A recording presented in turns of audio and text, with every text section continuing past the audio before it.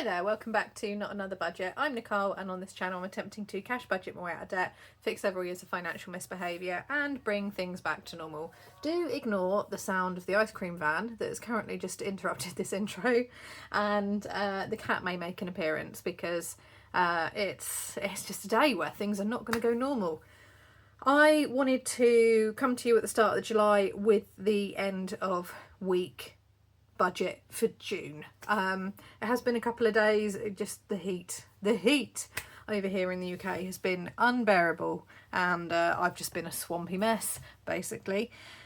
Still ticking over, still ticking along, but actually I think I can then safely say that I have given a budget update for at least every week in June, which is the first time in a long time that I've been able to do that, so wonderful job.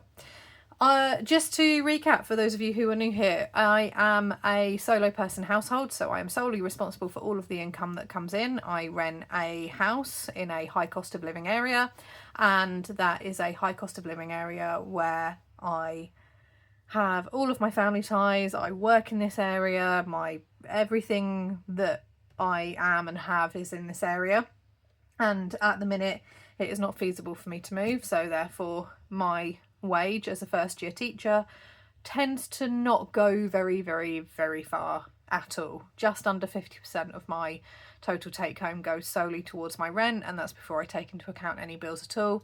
I do have some debt. I am a spender by nature, which doesn't help matters. We're getting on top of the spending, but the debt does need to be tackled. I was off long-term sick for 3 months, so I received 50% of my normal take-home pay, and that therefore has meant that for a lot of this time, everything that extra that I've been selling to bring in money-wise hasn't been able to go on any debt or any other purchases. So my income dropped from a £1,900 take-home pay to at least £500 difference less each month, and all of that needs to be made up and found. In terms of the last week and how I do my budgets, I budget weekly. I tend to weight a lot of my bills and a lot of my spending, a big food shop, a full fill up of the petrol tank around when I get paid, and therefore by the end of the month things trickle down and they get a little bit quieter, but it's like that urge around payday to do lots of things, and to a certain extent have lots of things, I find can be quite easily tackled by filling up my car and doing a big food shop. So in terms of the budget itself, the focus for this week was to continue with Vinted. My phased return ended, and then I had money admin to do. Now I did continue with Vinted, and when I do a cash stuffing, which will be a video later on this week, there will be some cash there for me to stuff from my Vinted sales, and the phase return ended, and so far it's been going fine, although the excessive heat and humidity has not helped matters. And obviously I have done my money admin because you have seen the budget for July already.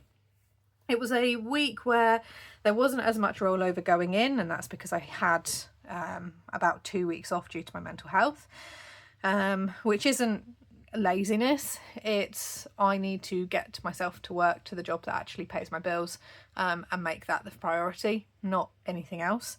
And as a result of that, there wasn't enough that I was able to roll over or bring in from Vinted sales. I wanted to bring in an extra £250. I brought in £30.60 in terms of money that's paid into my account, and I also got a cashback amount of £45.15 overall. My car insurance was paid slightly earlier in the month. My energy, because I have switched suppliers, this payment was not needed. So my new payment with my new supplier is coming out this week as I film this, and my water bill was £40. So therefore £84.30 rolled in over to my flexible expenses, and that is from a total take home for the week of £124.30. The flexible expenses to me are things like your food, your fuel, stuff you do for your pets, stuff you do for you, your toiletries, your household, your cleaning, your haircuts, whatever it is. It's the non-bills based stuff. Food was £11.83. I didn't spend anything on fuel, but as a result of that I did have to do a full petrol tank fill up, and therefore had a bit more to spend in this week. The cat was £11.40 on food. Spending was £7.90. Miscellaneous, couldn't remember for my life of me what it was, so it didn't go down. And then the haircut was £31 overall, and that's because my hairdresser requires me to pay a bit up front and then the balance when they see us So my flexible spending was £62.13, and it's very much reflective of the fact that I was back to work for the full week. It was super hot and everyone was hot and bothered, so you didn't really want to be going out so much. And I have a closing balance of £22.17, which I will roll over into July. And then what I will also do as well is probably take that and cash stuff it. Cash stuffing is something which, I mean, it's fun. Like, it's very fun. It's very engaging from a YouTube budgeting perspective. It's great content, and I will be honest with you guys about that. But it's not something that I've been able to do a lot of in my budget for quite some time, despite my intentions otherwise. And that is because of the financial and life circumstances with which I have found myself.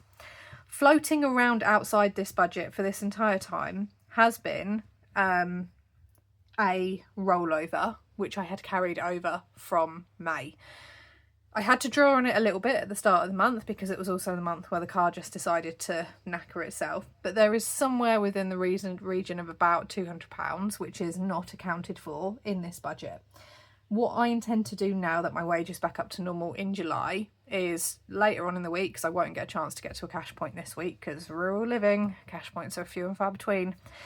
Later on in the week, go to a cash point, withdraw that, cash stuff it, and start building an emergency fund, which I do not have because every time an emergency pops up, I have to spend it and then we have to start again. The aim of the game is for me to try and cash stuff a £500 emergency fund, and working with saving challenges, some of which I have, well, the ones I have designed myself. I've just got to decide which one. I need to find a £500 one, I think, which I do have somewhere, and go ahead and get that rolling. And if I can try and get a cash stuffed £500 emergency fund in July, I will feel slightly more comfortable with regards to how things are. This is also a week where my check engine light came on in the car, and it was a very uncomfortable discussion with the mechanic, and it was like, well, this is about £200 to do, this is like £300, this is £150, this is this, this is this, this is this, and this is not a mechanic who is likely to overprice, if anything but.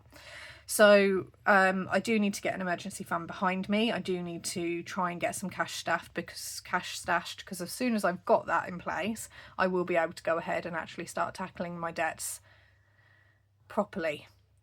It's great having a normal wage going into the month, and I'm pleased that despite everything that has happened in June, because it was a not great month overall for me personally, that actually everything's been able to kind of come together and, I guess, succeed.